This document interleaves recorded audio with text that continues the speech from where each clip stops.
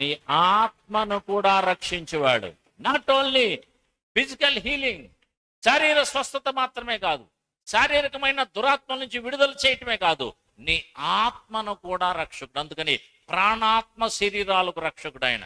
ప్రాణానికి రక్షకుడు ఆయనే, శరీరానికి రక్షకుడు ఆయనే, ఆత్మకు రక్షకుడు ఆయనే. పాపం నుండి విడిపించేవాడు కూడా ఆయనే, అనుదిన భారాన్ని భరించేవాడు కూడా ఆయనే.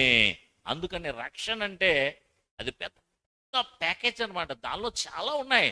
నీ ఆత్మ రక్షణ కూడా రక్షణలో ఒక భాగమై ఉన్నది. నీకు అర్థమవుతుందా? అందుకని యేసుక్రీస్తు వారి ద్వారానే ఇవన్నీ కలుగుతాయి. యేసుక్రీస్తు వారు లేకుండా దీనిలో ఒక్కటి కూడా నువ్వు పొందుకోలేవు, ఒక్కటి కూడా పొందుకోలేవు. మనం యేసుక్రీస్తు వారు ఉంటే ఒక్కటే కాదు, ఇవన్నీ పెద్ద ప్యాకేజ్ రక్షణ కలిగించడానికే యేసుక్రీస్తు వారి లోకానికి మానవ రీతిగా అరుణోదయ దర్శనం